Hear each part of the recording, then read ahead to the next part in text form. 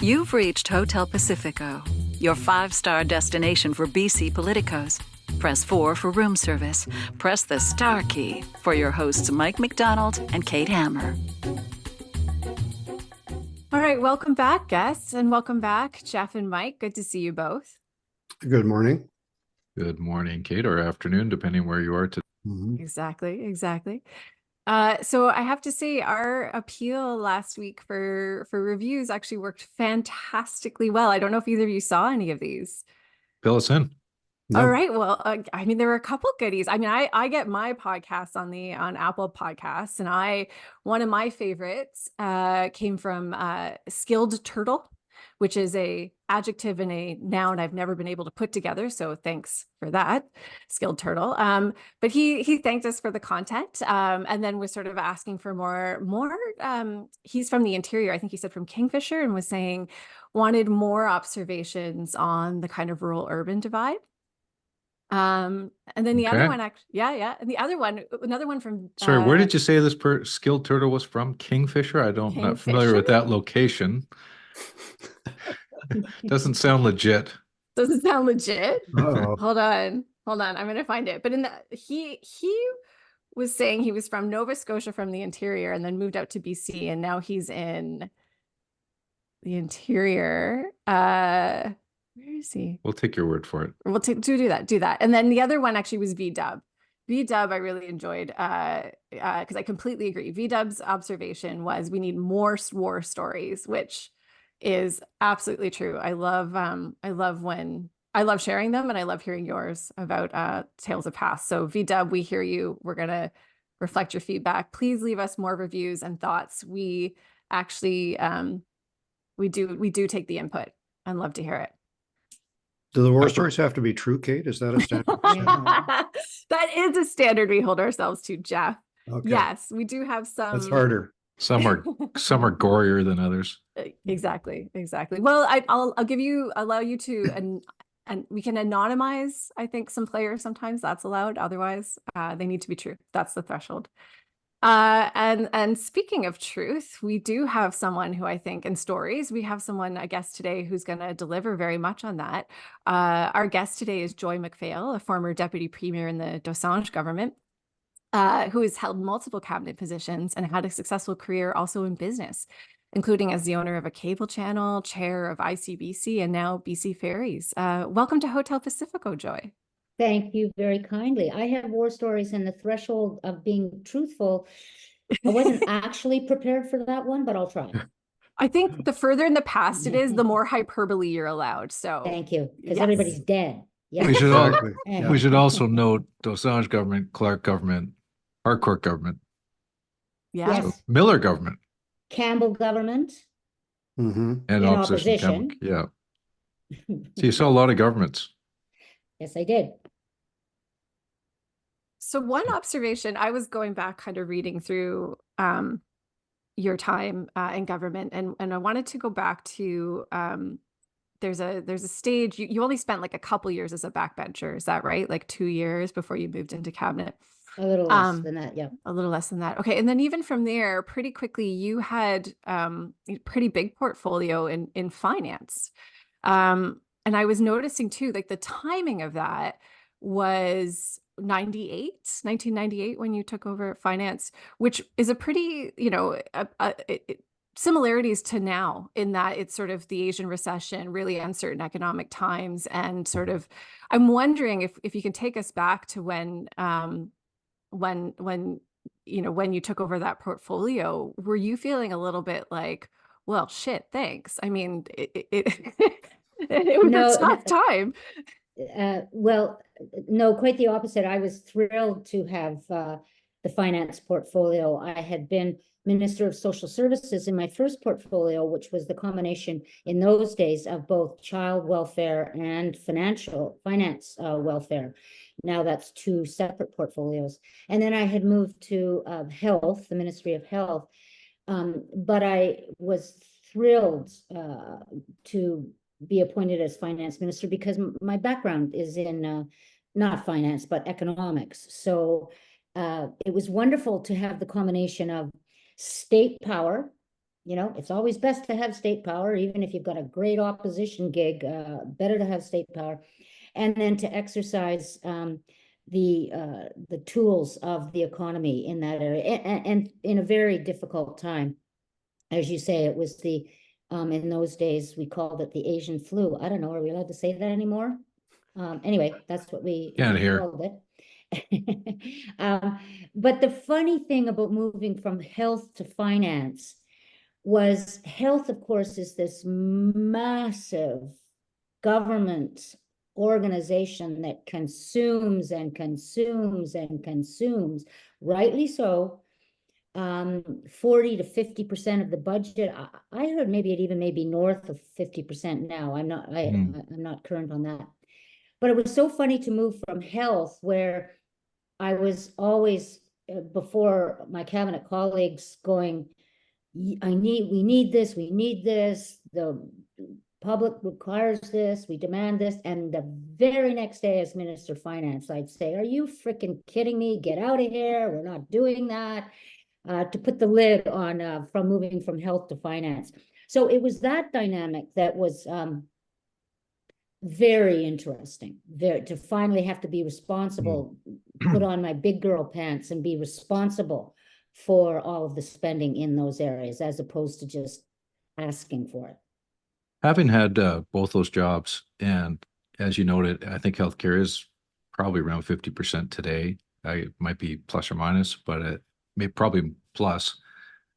Do you think there's enough, attention put on the healthcare budget? Because I mean, my experience is like, geez, you grind down agriculture and you grind down all these other ministries for nickels, basically, and healthcare's, you know, so vast, and it's only one item on the ministerial, the expenditures, and obviously there's an army of people working on controlling costs in healthcare. But I just, from a cabinet perspective, I wonder if we look under the hood enough. Very good question. And of course, I am going to put a disclaimer here, is that I may be berated by my colleagues on both sides of the house saying, Joy, you're out of touch, you don't know anything. That was years ago.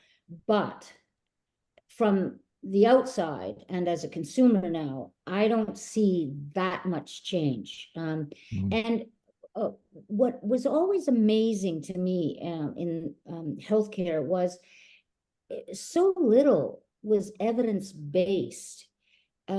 We had to be evidence-based on our treatment of children in care, far more, I found, than the medical services plan budget. And so there were all sorts of gatekeepers, but really the biggest gatekeepers in the healthcare system, in terms of making sure that everything is spent according to the way they want, are doctors. They gatekeep around hospitals, around primary care.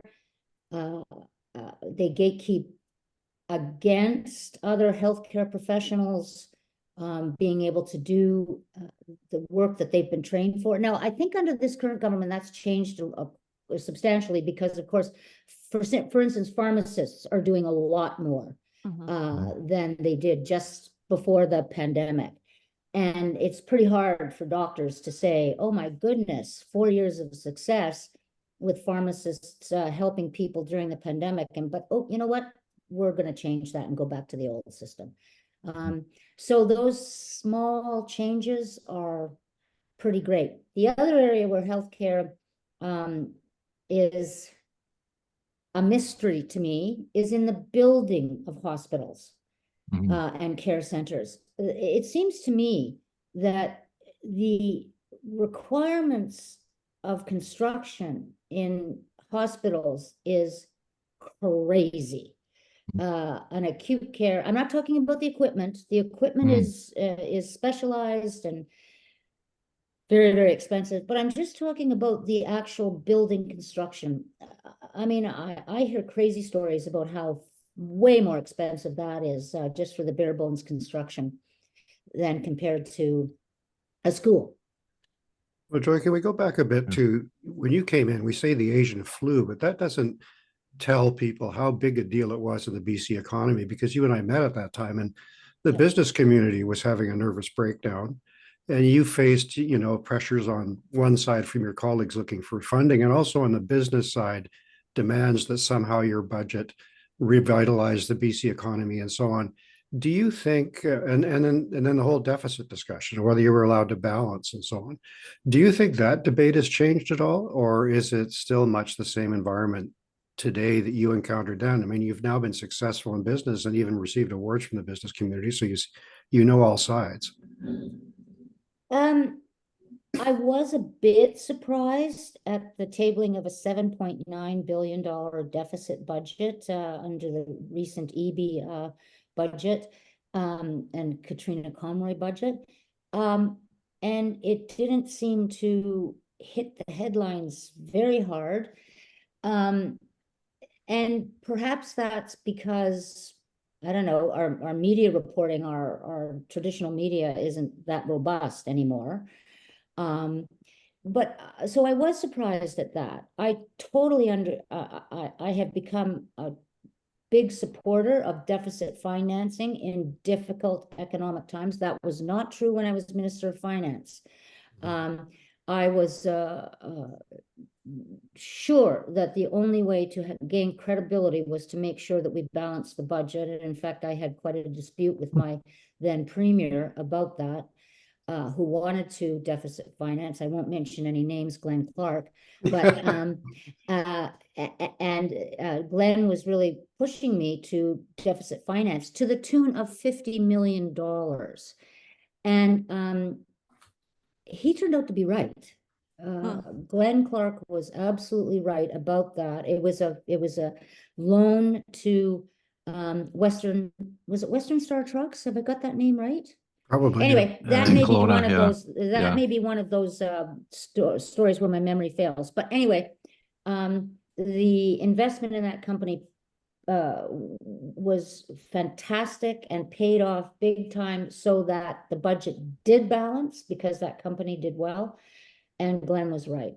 So I mean, it's interesting that with 6 or 7 years in government by that point, I was still a balanced budget hawk. I think that debate has changed now. I really do. Can we stick with that a bit too? Because I think you also mentioned that your motivation or your reason for being a hawk was around credibility, right? You were like, tell me what you mean. Credibility with who and why? Well, we had war story. God, I can't believe that I can even remember these terms. And Geoff, this may be before your time, but we had the NDP had a fudget budget scandal. A few weeks before my time. My timing was impeccable. Oh, really? Yeah. I was busy writing opposition press releases, spelling Right. Okay, so Mike dash it. Right, yes, budget. right. And wasn't it just, I mean, it was like a very small amount. A rounding error. Oh my gosh. It'd be a rounding error in today. And I think it was Andrew Petter, who was the finance minister. Mm-hmm. And There was believe you me, if it wasn't Andrew smoking Petter, gun. There was a smoking gun memo, I think, at the time. yes, that's right. Yeah. If it wasn't Andrew Petter, who was the Minister of Finance, he will be calling in a couple of minutes to clarify that. Was it Elizabeth Cull? No. No, I think it was Andrew. I think it was. Yeah. Yeah. Okay. And the then Liberals were brilliant on leaping upon that. And it was such a small error. But it just the coining of the phrase budget, etc., made us so afraid of making that error again in any budget. And the business community picked up on it. Those who weren't necessarily in our friendly camp really hammered Quite it a home. small camp, it must be said.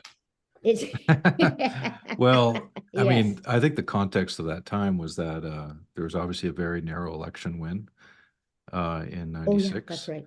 And where for those listeners not born then, BC Liberals won the popular vote, but lost the Yep. election. And so, and the nature of Glenn's leadership style being very aggressive and brash, I think the opposition, we were going for blood. And there was it was an extremely contentious time that year, particularly right after the election. It was a tough session, tough legislative Yes. session. That's right. And there were a lot of the backbenchers in the Liberal caucus who were pissed that they were not in government. Yeah. They had been recruited by then Gordon Campbell to be star cabinet ministers, and all of a sudden they were in the backbenches, or in the opposition benches. I'm sorry, in the opposition benches. So yeah, it was contentious. It was very difficult. There's no question about it. Well, I'm interested, just one more trip down memory lane. I mean, you were elected in 91, and that first 5 years was, you saw a lot of change in the opposition, as the Liberals got elected almost by accident with Gordon Wilson, and then Gordon Campbell came in, and then you had the election. Then afterwards, there was a larger opposition, and there was a more contentious period. So did that make a difference to you and how you went about your business? Absolutely. And also, as I matured and got more experience on the job, because, in those days, it may be true now, but I don't think so. In those days, there was no training to be a cabinet minister. There was some training to be a backbencher, but certainly it was all on the job. And the difference between the 91 caucuses and then the 96 caucuses was a level of increased maturity on both sides. The leaders, Glenn Clark, had been in government for at least, or elected for 10 years by that time. And, he was still a very young man in his late 30s. And then Gordon Campbell was a sophisticated leader of the opposition with his experience in civic government, etc. So yes, the difference between 91 and 96 was huge. But the other thing that was so interesting about that time, well, 91 through right to 96, was the emergence of a party that frankly didn't exist before. So there were no resources, or the Liberals had very few resources. They had a mashugana, if you ask me, leader, in terms of, which is a nice word for, nice Yiddish, Yiddish word, isn't it? Yeah. Yes, a nice Yiddish word. Wish we had closed caption there. Yeah. In Gordon Wilson. Who became your cabinet colleague later. And then he became our cabinet colleague, which I was like, are you kidding me? But nevertheless, supported it completely. But it does remind me, Mike, like what's happening right now. We have a political party that's just blown up in terms of the conservatives, the provincial conservatives. And I heard an interesting stat from an organizer, an NDP organizer, very experienced NDP organizer in 91, that if the election had gone on for another week or 10 days, that there was a real chance the Liberals could have formed government because the Socreds were collapsing. Yeah. Am I making that up? My recollection is actually if it had been about 3 days earlier, that might have been the case. Because there was it was Thanksgiving weekend, and the Liberals were peaking over the weekend. And in the final days, Glenn went up to Powell River or did some tour where he completely bashed the BC Liberals and put the focus on the weakness of the Liberals. And I think it made a bit of an impact. Okay, all right. But there was a moment because during that election, every night BCTV had a nightly poll. And every night the Liberals were rising. It became a self-fulfilling prophecy. And I was, as a young Liberal at the time, I was actually quite concerned we were going to win. because I thought that we'd have to go to Government House and decline. I mean, there was no experience at all, right? So, and I was the guy who recruited the candidates, and a lot of them, Christy and I knew what some of them were like. So, I think we made the cutoff at the right place. 17 was good. That was a good number. So, Yeah. And Yeah, it was a but- good, I mean, there was a lot of there were some good people elected for sure. political savvy there as well. Yeah. But I mean, I was thinking about this in terms of the latest polling. I mean, the Yeah. Conservatives, the provincial Conservatives, like, who knows who their candidates are going to be? You know, we're Yeah. 5 months away from the drop of a writ. Yeah. So it'll be interesting. Nobody should get cocky. Nobody should get cocky. I Well, think there can are I- some parallels, just to finish on that. I think there are some parallels. I think the key difference though is that assuming that the election's in October, it's Assuming. not going to sneak up on surprise like the 91. It just happened during the RIP period. But this time everyone should see the Conservatives coming. Yeah.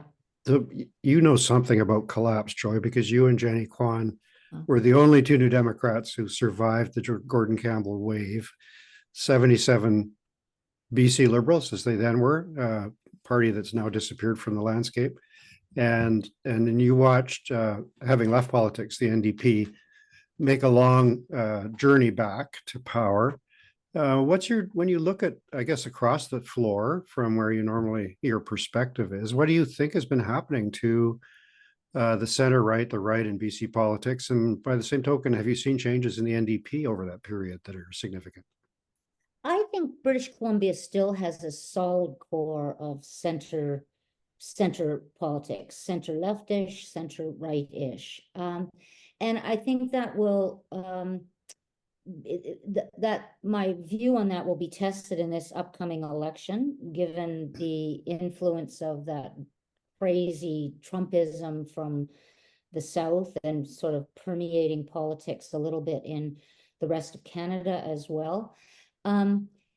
But I still think British Columbia still is assertive, aggressive in their embrace of politics, but not nuts. We're not crazy here.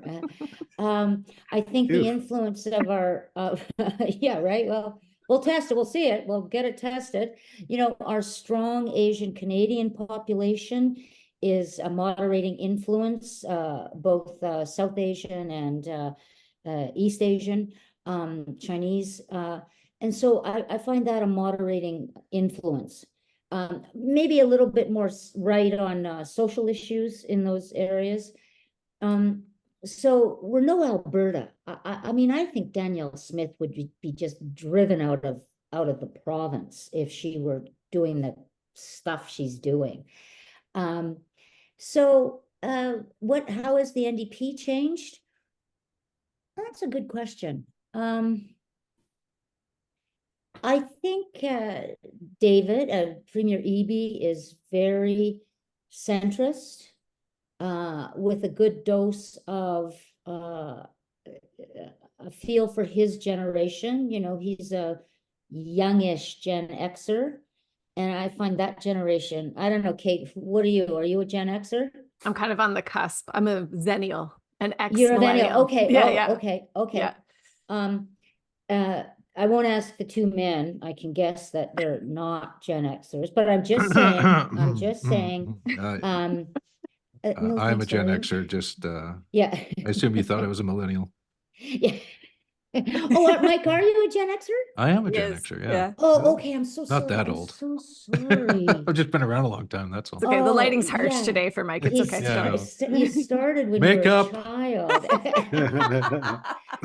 That's terrible on my part. I'm really sorry. I It's know. just you've been around forever. Deeply No, that offended. is right. That is right, Yeah. Joy. No, he's just been Deeply around offended. forever. It's true. So part of the anyway, furniture. I find the Gen X generation very interesting because you really got screwed over with a lot of the changes in the economy, and nobody's embraced that generation to say to build it up. You've had to fight for housing, you didn't benefit from the investments of childcare early on enough. And I mean, you're I- a bit of whiners. They're also Gen Xers are a bit of whiners. They're less No, activists. we're not. No, we're and No, more we're not. not. Yeah. whiners. Yeah. Ah, well, I mean, that's an interesting point. Like, I think of the millennials more of, I mean, it's interesting because there's kind of a few points on this. And one is I look at sort of the recession, the Great Recession, 2008, 2009, as kind of a critical indicator of how, you know, how much you were sort of served a raw deal. And so it's really elder millennials who are sort of coming out of maybe just new in the workforce at that stage, coming out of school at that stage. The Xers were probably in, and a lot of Gen Xers, you know, maybe like Mike McDonald, were more likely to have done things like gotten to the housing market. Because basically since then, we've been on a ride where, you know, housing prices have just climbed upward, wages have stagnated, and the world has looked at you like, why couldn't you pull off what your parents did? And I think it's the millennials I'd put more squarely in that bucket. And I would say, are we whining? I mean, No, I don't think the millennials are whining. I was the actually calling Xers. out the Gen Xers. The I Gen was. Xers. Okay, yeah, you can call them whining. I'm good with that. No objections here. But I also First I'm not a sympathize. Gen Xer, and then I am, and I'm whiny. Geez, I feel like Glenn Clark Part 2 here.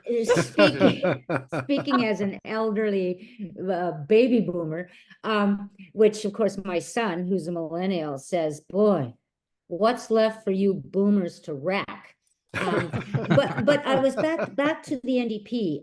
I think David Eby is a very good voice for those disaffected generations that have been harmed by earlier financial crises and then have not had the opportunity to or have been passed over, particularly in the area of housing, but also childcare. Yep. The NDP is making real inroads into childcare, but it's not being embraced by the broader business community, if you ask me. So, and he's got a lot of support inside the NDP, which I'm thrilled about. I'm absolutely thrilled about. So I would say that's centrist. In terms of that question, though, how the NDP has changed from the outside, I mean, and this is a point Glenn Clark made, about class, and that for him, it was about class, 25, 30 years ago when he was in office. And is that the driving issue for the NDP today, or is it something around environment and kind of a more urban set of issues? Because you can certainly see from the election results that they're not the force in rural BC that they once were in certain areas, right? But they're stronger in certain areas of urban BC.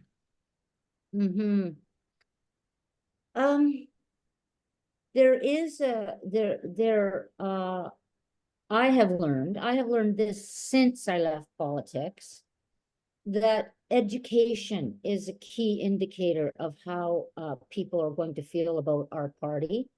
However, I mean, I've just learned that through experience and osmosis, not through any great study of it. But so when I say education, is that class? Well, not really, because working class, second generation, third generation, working class or new Canadian second generations, they're they're getting post-secondary higher education as well. But the suburbs are just Battleground. Well, they're battleground, but also I don't have a handle on the suburbs, the exurbs, or because of the issues that face people who live in the suburbs are really economic issues, like transit and housing, etc. And that isn't class. That isn't class at all. I know I'm actually rambling because I'm trying to. But can I just, the question I had rising from your comments, Joy, was that, you were a woman leader in politics. You've seen all of the sides of that, the good, the bad, and some very ugly, I'm sure. The NDP has been a voice for women's issues, although I don't think childcare is just a women's issue, but it was cast as that for a long time, and fought hard on human rights fronts and so on. But there's a danger over there, I think, in terms of the sort of so-called woke backlash. And I just wonder if you see the NDP being more on that side of the equation and that being a good development or a negative development. To me, it's one of the very tricky areas that's there to navigate in contemporary politics. And the Conservatives have taken one particular approach to it. Yeah, and my husband and I share in a blended family 5 millennials. Now, if that doesn't make your hair curl. We're lovely. Just stop it. Yeah, right. Oh, I'm sorry, Kate. That's true. Well, this is my inner voice speaking. So we have wokeism in our family, but it's not intense where we're afraid to speak our mind, although we do understand in our little focus group that you may speak your mind and get your head cut off at some point. But I get why people who are wanting to be inclusive and not mean and not do microaggressions, commit microaggressions, and to not be labeled with the offhanded racism people of my generation would just spew forth. I get that. And I support that. And I think it's great that the NDP does that. What I also miss, though, is the ability to have fun in some areas. And part of that's language, right? I don't think I could be in politics these days because of my potty mouth. And I mean, in fact, I know I couldn't. And I appreciate that change. I do appreciate that change. Oh, that's so interesting. You've echoed perfectly something Mike DeYoung brought up too. I mean, that was exactly, he had an observation on, ability to say what you mean. And I think there's a credible conversation to have about where we are, where that progress is good and where that progress might be harmful. Sorry, and we need to come back to this woke conversation because like Geoff, you brought it up a couple times now, and every time I hear it, I have this question in my head about how much the difference in how that word lands has to do with politics versus age. Right. But I want to relate this to a question, Joy, because sorry, now I'm rambling, but I have a question I'm desperate to ask you, and it relates to this because one of the things that I think I want to hear most about of your fantastic career is about the time when the NDP was reduced to 2 members and it was yourself and Jenny Kwan. And I just want to name something as a younger generation feminist is that I look at that period in time, I think it's 2001. And there's just such a difference then in how we understood what it was to be a woman in politics. And it was way more that time of like, what, you're here, you made it, played by the same rules as everybody else. Why are you whining? Compared to now that we understand that's a false equivalency. Honestly, I just wanted to name that and say it's part of why that moment stands out to me and ask you what you remember about that time with you and Jenny and what it was like. Well, it's interesting. So I was elected for 14 years and 4 of those years were in opposition, 01 to 05, and then I retired. And it's what people remember most about my career. It's so funny. I mean, I was very flattered that you started out with me being Minister of Finance because most people just want to go right to that opposition period. There was, I'll start with Kevin Kruger's story. Do you guys remember Kevin Kruger? Oh, I do. Yeah. An MLA from Kamloops, wasn't he? Foghorn. Yeah, right. And a liberal. And he would often refer to me in the House as a pixie. And he thought he was being extremely flattering, saying, oh, the little pixie over there, she's doing such a great job. And that was sort of like what we had to overcome because there were only 2 of us.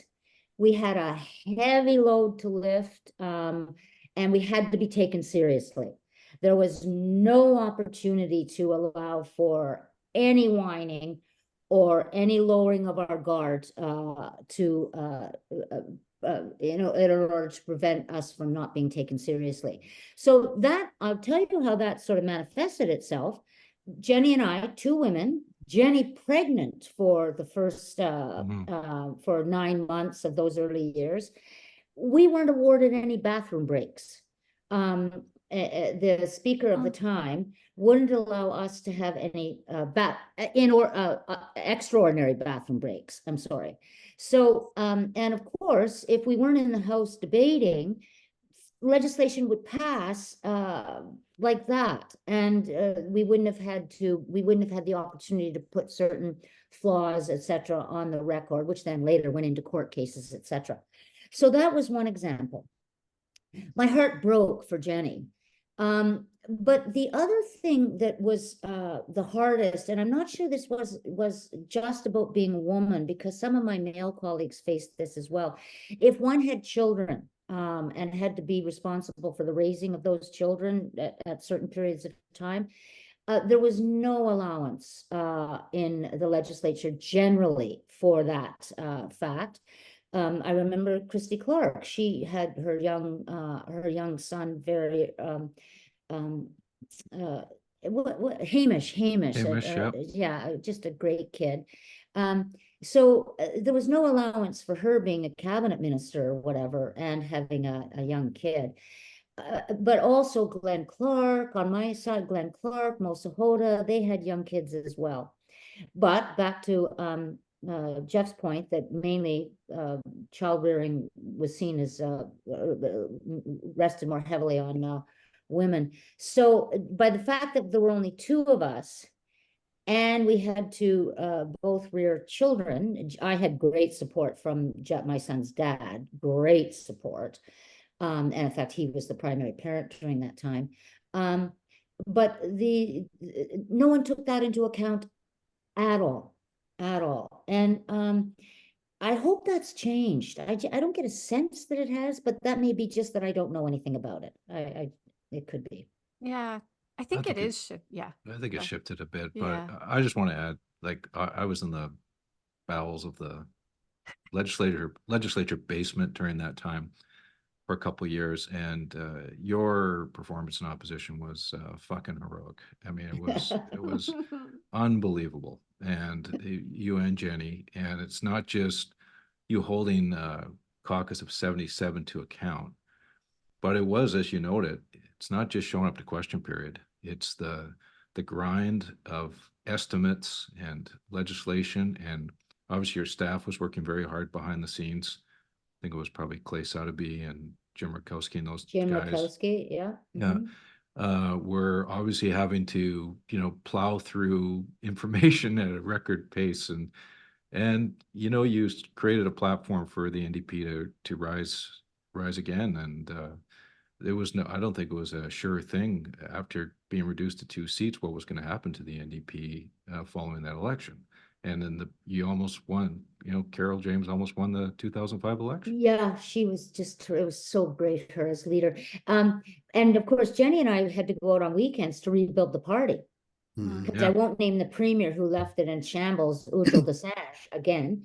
But the party was just left in shambles. And so Jenny and I would have to be out on the road on weekends or in evenings, etc., and rebuilding the party. But it was so funny. The one story, I'll just tell it very quickly because I said this at Dave Barrett's funeral or celebration of life. He came into the office once, Dave Barrett, a former premier, and Jenny and I were on a lunch break and we were preparing our stuff. And Dave, we were complaining bitterly and saying, "Oh, Dave, what are we going to do?" And Dave said, "Jesus Christ, 2 of you against 77 of them. Those are fair odds. Get in there and do your goddamn job," he said. It was so funny. But the other thing about expertise, etc., and us just scrambling, Jenny and I divided up our responsibilities by the alphabet. So I had A to M and she had N to Z. And I remember the aquaculture guys of those days coming in and to brief me. And I took the meeting and I'm going, And one guy said, "Well, you don't seem to be very well informed." I said, "I've got A to M and you just happen to land at A. That's the only reason I'm at this meeting," I said. And it was so rude. And it was so unfair, but I had no other way of coping with it, none. Anyway, turns out they didn't give any money to my campaign after that. Damn farmers. Yes, exactly. So tell us about what you're up to now at BC Ferries. What are you focused on? I hear the ads for trying to hire 500 new people. So obviously that's a change from like 20 years ago when it's like, geez, you hit the jackpot if you got a BC Ferries job. That was my perception. That's what, no, and that's a lot of people's perception. I never knew it to be thus. I knew it was a great union and a great collective agreement to work there. And of course, I had the assignment of BC Ferries when I was in government as well, when it was a Crown corporation. I'm loving it. It's a very difficult assignment because the public has such high expectations, rightly so, of this corporation running smoothly and delivering properly. And of course, coastal communities rely on the delivery of the service. When I moved over from, when I retired from ICBC, and we had turned that company around. I mean, I'm only chair. Let's be clear. I don't have any responsibility for day-to-day operations. But when I moved over from ICBC, where we had spent 5 years changing that corporation and bringing it back to so that the public actually liked ICBC because the rates were reduced, there's coverage was increased if you had a crash. But there was a silver bullet. And you remember what the silver bullet was. It was to take lawyers out of the equation and not have people in crashes have to use a lawyer, that it was, they got their enhanced care. There was no silver bullet at BC Ferries to turn the corporation around. The same issues that we're facing at BC Ferries is literally universal across the ferry services, definitely in North America, and spilling over into places like Scotland and the UK, and a little bit less into Europe as well. Europe is much more sophisticated in their ferry building. So it's a huge challenge. It's almost like, well, it is like trying to fly a plane while you're rebuilding the plane too. That's what we're doing at BC Ferries. The crews are key. Coming out of the pandemic, there was an unfortunate approach that the corporation a few years ago took, which was to lay off people. When they didn't have to lay off people, the government was going to go in and support them in terms of wages. So that's had an impact, but it's slowly coming around. But the other thing that's happened over the course of the last several years, I'd say dozen years, and was really exacerbated during the pandemic, was the lack of investment in vessels, building of vessels, not maintenance. The maintenance at BC Ferries is world class, absolutely world class. But you're eventually dealing with ships that are, old and need more maintenance, etc. So those new ships, are they being built offshore? I haven't decided yet. There's no decision yet. In fact, the RFP, the latest thing was just an expression of, are you interested in joining us in the bidding? But the bidding hasn't, the RFP for the actual building is still to come in this, in the next few months. Yeah. And it's open to everybody. Oh, let me be clear. The bidding will be open to everybody. Absolutely everybody. Including millennials? What I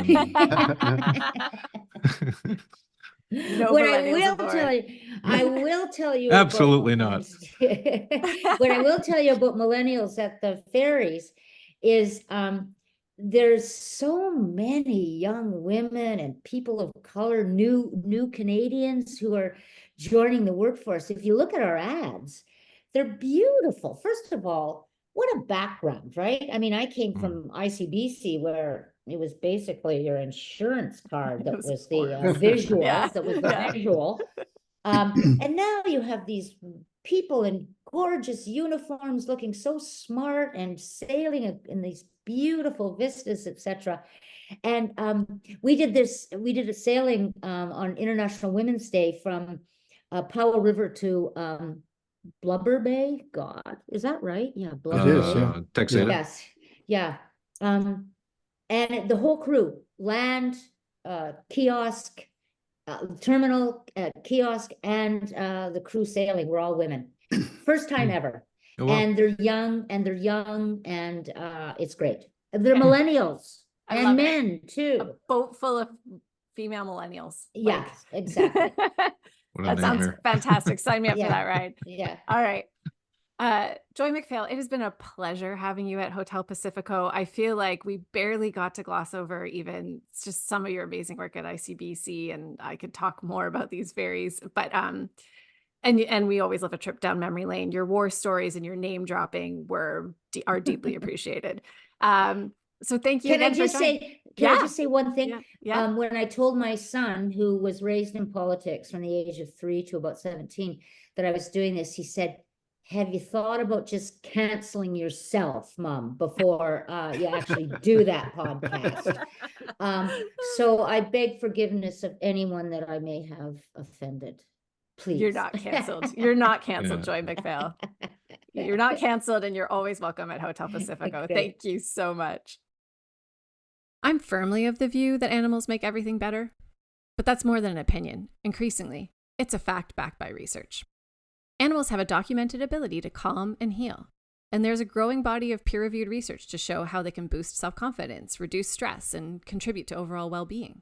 Indigenous cultures are ahead of Western medicine on this and have been harnessing the healing power of nature for generations. Those learnings are what inform the Klesko Equine Assisted Learning and Equine Therapy Program, which uses the traditional medicine of horses in combination with counseling to help with a multitude of mental and wellness issues, including post-traumatic stress disorder and intergenerational trauma. The program promotes mental and physical well-being and fosters an inclusive, safe space where youth can become more confident in taking on leadership roles and building strong relational ties. Backed by the TELUS Indigenous Communities Fund, the Equine Assisted Learning and Equine Therapy Program has successfully expanded into a full-time program that supports over 30 youth and their families. In 2023, as part of their dedication to strengthening relationships with Indigenous peoples, including First Nations, Métis, and Inuit communities, TELUS doubled its annual commitment to Indigenous-led organizations. Go to telus.com/reconciliation to learn more. Hello, you've reached the Hotel Pacifico Strategy Suite. Hey, that was a great chat with Joy. I just need to say, though, I'm sad we didn't get to cover the events of the Night of the Dancing Penis. I'm learning too late about this major event Yes, you in might legislative history. go into a dark room and Google it, Kate. That was a memorable evening in the BC legislature in the 1990s. For those listeners who aren't aware of it, Google at your own peril. But it's some late night sitting shenanigans. On a bipartisan basis.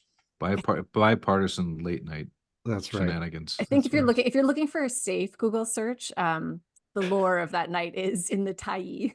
So if you put that first in your search, you'll be a bit safer. Yes, it would be good to actually go back and look at Hansard, but anyways, that's It just shows that it doesn't have Yeah. to always be the angry heckling that people are so concerned about these days. There's Yes. other ways. There's Yes. levity, though, Yeah. of color it may be. There is levity yes, too. Yes, That's right. Yes. Yes. Although there was much poo-pooing at the time, but Well, the Hansard's fullness of history, I think we can all relax about it. yes, but Yeah. Hansard's not going to capture the fullness of this. Listeners, go It do a should, safe though. Google They'd get search. better Yeah. ratings if they did.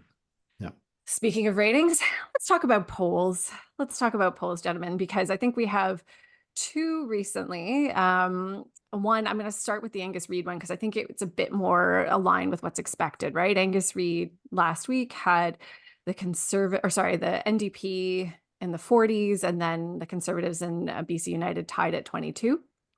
And then what really I think has shook people up is the Main Street poll, which actually has the NDP at 40 and the Conservatives right behind them at 34. BC United just at 10. Yeah, 15. 15. Was it 15? Yeah. Okay. Yeah. Sorry. It's 15 for BC United and 10 for the Greens. So yeah, Mike, I'm guessing you noticed these numbers and have some thoughts. Yeah, I'll just make a few comments. Give me a little runway here. I recall in 2012, 2013 era, I would every time a bad poll would come out, I would send out a blast to the BC Liberal Network saying "Poll schmoles," and that became a bit of a mantra as to just ignore the polls. And the current president of BC United would remind me of that. Poll schmoles indeed. If you're BC United right now. So the difference between those polls, Angus Reid was an online survey, which means there's an online panel they're drawing sample from and fielding a survey. And I believe in Angus Reid, they also may have given reference to BC Liberal brand being connected to BC United. The Main Street survey was IVR, which is interactive voice recording, and that is more of a randomized sample, and that so it's not an online panel. Would it skew older too? Because then you're phone based. No, the pollsters will weight the data according to StatsCan by age and gender and region, so that should balance out. Now, but what IVR potentially does is gets you more ethnic sample and just a little bit more of the unvarnished, if I can put it that way. Now, with the Main Street poll, he did not release the detailed crosstabs by what the party vote was by age and gender, which gives me pause. I think you had to be a subscriber, so I don't know if there's a big anomaly in that data that I could find out. So I'm getting into the details here. Anyways, the psychological impact of the Main Street poll is probably more significant than the actual numbers. Yeah, I agree with that. Now the question is, what's the next poll and the next poll and the next poll going to look like? And how is this all going to unfold? And I think still remains there's clearly a split. And vote splits are deadly for center right. And the history is that when there's a split, they don't win. And regardless of whether it's 34-15 or 23-23, there's a split, and it's not good. And neither party is going to win the election in that kind of scenario, and the NDP will win. And the NDP popular vote is not super high either. Like it's 40, 43. That's kind of, majority governments have been elected with 39, 41, 44, but in the modern era, it's usually been about 43, 44 that you need. And last time Horgan got 48. So the tantalizing prospect for those who are in the Jess Ketchum's terminology, the not NDP party, is 34 plus 15 equals 49, or 23 plus 23 equals 46. Were you able to consolidate all that and not have a vote split? And it wouldn't be a perfect consolidation because some of that would leak away, but it'd be a lot more competitive, right? So that's, we're less than 6 months to an election. So how's that going to happen? Yeah, I think you're right, Mike, that it's a big psychological blow to Kevin Falcon, because I don't watch much TV, but even I have seen a lot of ads by Kevin Falcon on the affordability front with the refrigerator that only has a tiny NDP supply of food in there. And I think that he's done everything. He's got a strong work ethic. He's buying ads. He's out there every day, and it's not moving the needle, even if you look at the Angus Reid poll. So that's got to be very discouraging. And then to have the Main Street poll on top of that, which, as you say, may turn out to be an outlier, is very, very difficult. I don't see myself how Rustad turns around in the face of all of this positive energy and says, I've decided for the good of the province, because I hate the NDP so much, I'm just going to fold my tent. I saw one report that he's even nominated more candidates, which is easy to do because he just appoints them. Yeah, they just get appointed. Yeah, but I think the question that starts to rise both parties. Yeah. Well, Mike, you and I both are aware of cases, some quite recent, where a party that appeared to have won the election wound up not getting to form government. And so we may be seeing a situation where the need for the center right to unite proves to be more compelling after the election results have sorted out who's actually carrying the largest share of support there, rather than now. Because you just brought up a tantalizing scenario, Geoff, which is what if it's a stalemate election again, like 2017, and Sonia Furstenau supports John Rustad? Wouldn't that be something?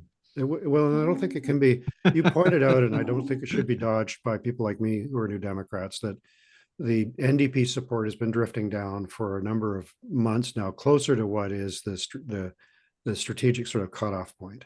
And as long as there's a split on the right, that's not that worrisome. But I know Premier is probably wishing he'd had a better few weeks in the last little while from the Selena Robinson thing, Land Act problems, and other bumps on the road. So, this has not been a great spring for anybody except maybe John Rustad. It's only halfway over, though. Yeah, so let's break down what each party needs right now. I think you mentioned kind of not a great few weeks for the Premier and the NDP in terms of just not really getting into the groove. So they need to get back on track, right? They need to have less bad days, more good days, and create some positive momentum. Kevin Falk and BC United need a show of strength. They need to show that they can do it, whatever that looks like. And it could be a poll result, but it could be a demonstration of lots of people showing up at a rally, or it could be something that shows that they've got a pulse. Because their momentum's been going the wrong way, and they need to reverse it. And Rustad, I would argue, if he's going to be in the big leagues, if they truly are going to be in the big leagues, he is going to face a lot more scrutiny now. I could hear actually over the weekend the sounds of the NDP cannons being moved, grinding, turning over to start aiming at the Conservatives. And so who are these Conservatives? And what are they really saying? And can that withstand more scrutiny in the months ahead? Because as we were just saying in the Joy MacPhail interview, it's BC Liberals in 91, when they came out of nowhere to win 17 seats, that all happened within the space of like 2 weeks. Yeah. And there's 6 months here to blow some holes in the Conservative approach. There's also, go ahead, yeah. Well, just one last thing quickly, Kate. The other thing the NDP needs is perfect weather. And that may not be perfect from sort of a tourism standpoint, but the drought, I think, puts a very high bar in front of the government, which I'm sure they're capable of getting over, but to manage through what everybody expects will be a very difficult fire season with all of the evacuation issues and things that entails, and which has historically been kind of a bipartisan project. We're shoulder to shoulder as British Columbians, making sure everybody's safe. That's hard to do right before a fixed election date. And, the conservative forces, the center-right forces, are more on the rural side where the fires are going to be more dominant. So I think there's a tricky period ahead in terms of just straight management of some of those issues, and weather would be very helpful for the NDP in that regard. Good weather. Well, helpful. And then isn't the other layer to that, like if, let's say, David Eby's team's looking at these polls and going like, ooh, like we don't like these trend lines, maybe we got to go early. Doesn't the possibility of a pretty scary like state of emergency summer mean if you're going to go early, you're basically doing it now, or you're going to face a whole world of criticism if you're going in the wrong context in the summer and diverting energy and resources during the summer? Yeah, I've heard some idle rumors that some, maybe not the Premier, because he's been pretty clear time and time again, but might be others in the NDP conjecturing that an early election still makes sense. If that were to happen, I don't think the fires are a good scenario to base it on, because I think it looks too self-serving. I think it could be more direct. I mean, Pierre Poilievre entered the fray to take on the Premier over the carbon tax. And, if that's what the Premier wanted to fight it on, that gives him a premise to say two competing views of how to manage the climate change, and go for it. Now, obviously going earlier than later has the potential advantage of, it's unresolved on the opposition in terms of who's going to emerge. And the Main Street poll would probably give me a little pause for thought if I were an NDP or political managers, to say like, if the Conservatives are going to be in a real heater here for the next 4 or 5 months because of Poilievre. And you know, that could also happen in a snap election too, where, you know, things could, you know, in the space of a week, the whole universe could change. So who knows? Yeah, I haven't heard anything about a snap election, which Mhm. doesn't mean that somebody isn't talking about it, but you know, for a lot of the reasons you raised, Mike, I think it's a hard one. And also, Kate, you're absolutely right that to try to call an election when things could go south quite quickly is one thing. To wait for a fixed date that was set 4 years ago and then carry on anyway at that point is quite different. So, but the polls are very interesting, and I think there's another one this week, isn't there, Mike? From I think it's Abacus or somebody. There's going to be a new poll this week, which will start to say whether or not there's an outlier with Main Street or something more serious going on. Related to that, like Michael, like, you know, we'll see what the Abacus numbers are, but I guess I could put this to both of you, but I'll start with you, Mike. Like, if the big issue really is on the BC United side morale, which I'm sure that's probably right, like, what can you do on that piece? Well, you know, like I say, I think a show of strength, whatever that looks like, is important. And I know they are doing things, and I get emails all the time about, you know, I think they're trying to do some big gathering in April, and you know, telephone town halls, all that kind of stuff to show activity. But I think one important thing, though, that does bear mentioning is that caucus has stuck together, except for the two that have left. The rest of them are sticking together, and that does create a bit of impediment to the Conservatives by not being able to attract more MLAs over. To me, that's a break on their growth, and it does give Vulcan, you know, some stability in the short run to at least try to turn things around. So, you know, that's not exactly a momentum changer, but I think it's a precondition of turning things around is keeping all the MLAs going in the right direction. All right. Yeah. Go ahead, Geoff. No, I think that is a really important point. The unity of caucus has been pretty key.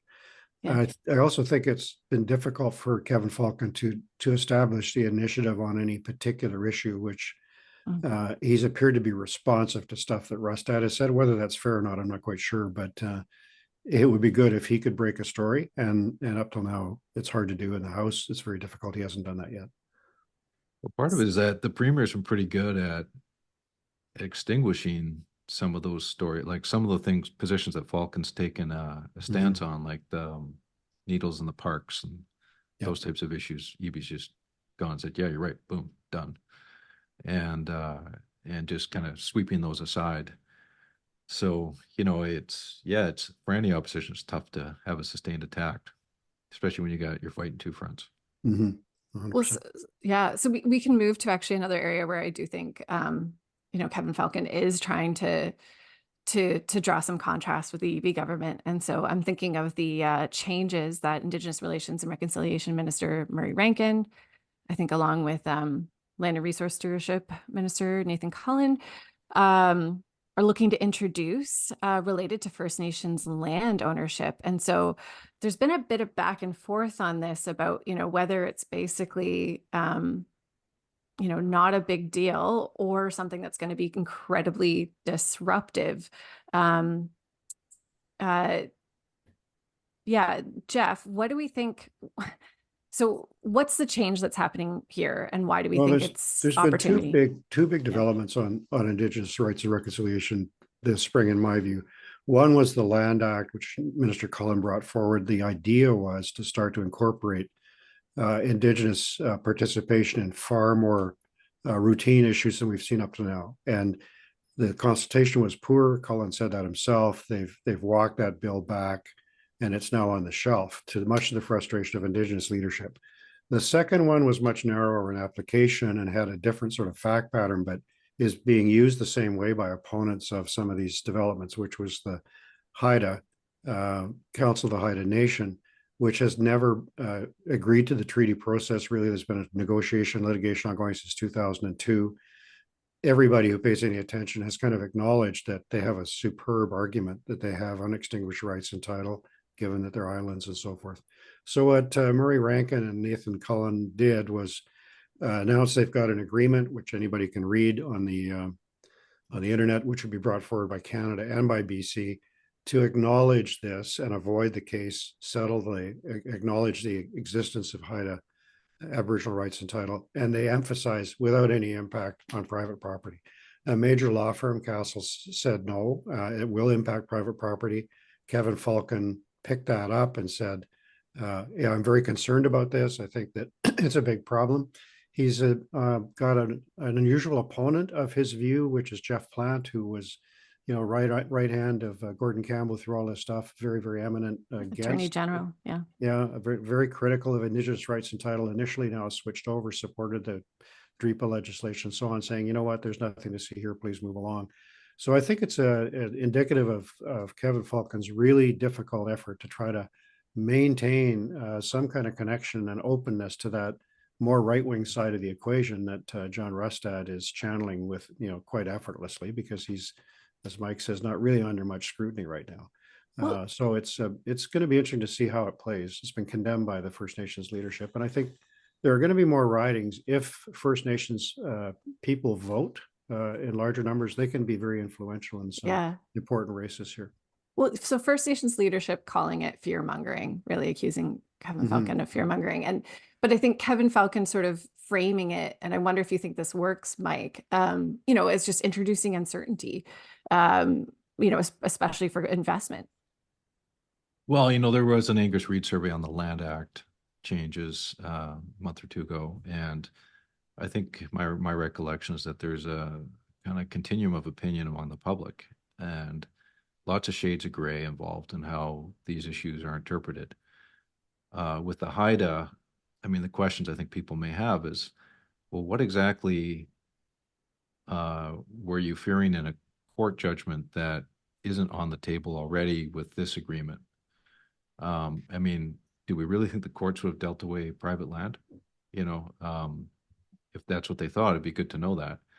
And also, what expectation does this create on the mainland of British Columbia and Vancouver Island with this Haida agreement? I know the Haida are in a different situation and the strength of their case, but it does create, I think, uncertainty in the rest of the province as to how these things will evolve. And a lot of the time, the Jeff Plants of the world can create some assurances, but I think largely this is a conversation that has been happening behind the scenes because it's a negotiation.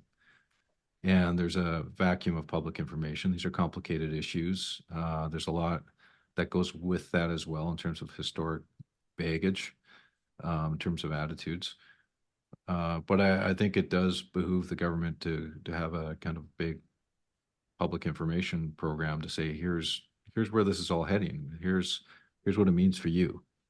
Because there will be people uncomfortable, people of all political stripes, frankly, that support reconciliation, but just are uncertain about what this really means in the future. Well, the uncertainty is already there, of course, but no, people don't experience it in their daily lives. I'll be fascinated to see what happened behind the scenes here in Vancouver with the 3 First Nations agreeing to the transfer of the park board, because they undoubtedly didn't do so just by ticking a box. They raised issues with the city of Vancouver privately that they will want to discuss in the context of no more park board. And it'll be interesting to see what that is. Last week, I was talking about those cold snaps, when we really need energy to keep us warm and cozy. But it's not just a matter of cranking up the thermostat. It's also about using energy more efficiently. Our sponsor, FortisBC, recently announced it will invest a record $695.8 million to help its customers reduce their energy use over the next 4 years.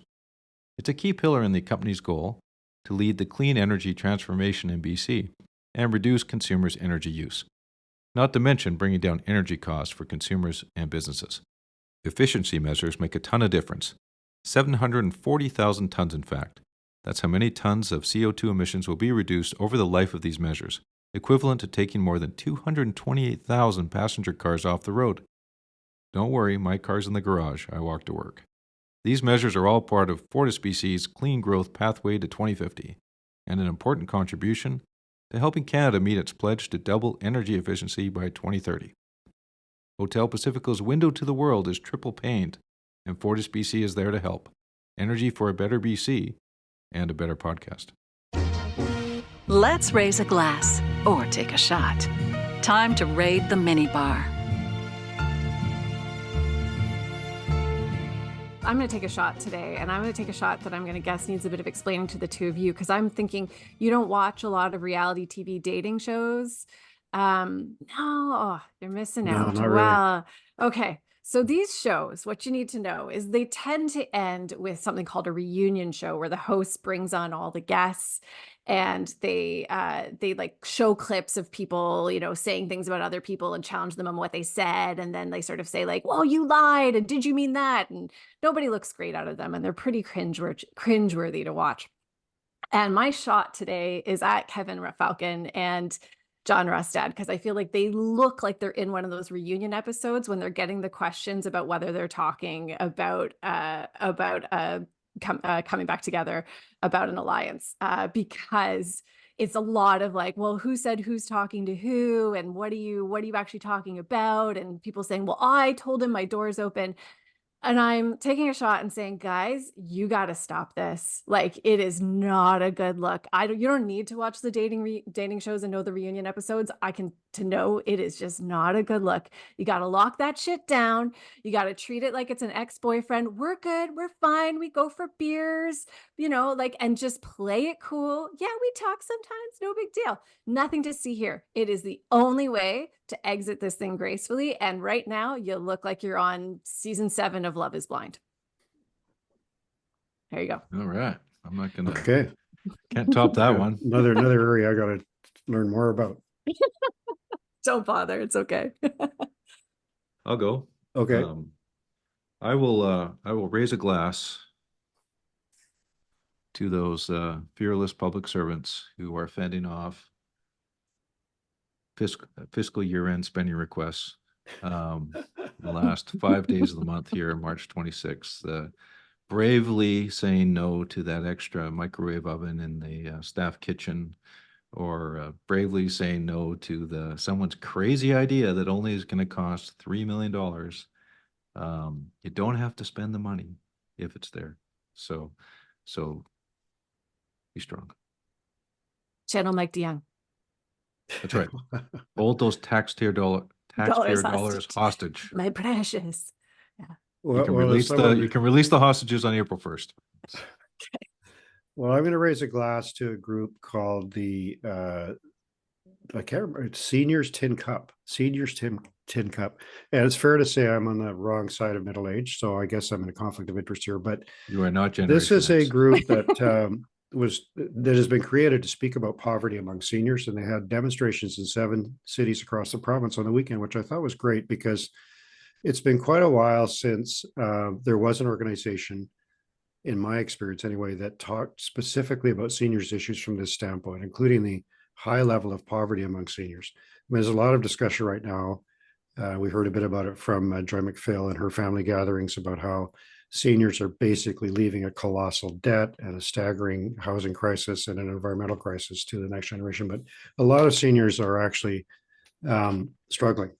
And so it's good to have this voice raised. And it's an interesting story because apparently a couple of women met each other through social media, agreed it was time for something like this and called this demo. And who knows how long it will last, but they're making some really important points about people living in poverty. And I'm glad to see that starting to come up before the election, because it deserves more attention than it's been getting. So good for them. Here's a toast to them. Here's a toast. Right. That's fantastic. Yeah. All right. I'd like to thank our guest, Joy MacPhail, for joining us and making us all smile to the point that our cheeks hurt today. That was a lot of fun. I'd also like to thank our presenting sponsor, Talis and Fortis BC. We'll see you next week, guests. BC, you can never leave. Checkout time at Hotel Pacifico. We hope you enjoyed your stay.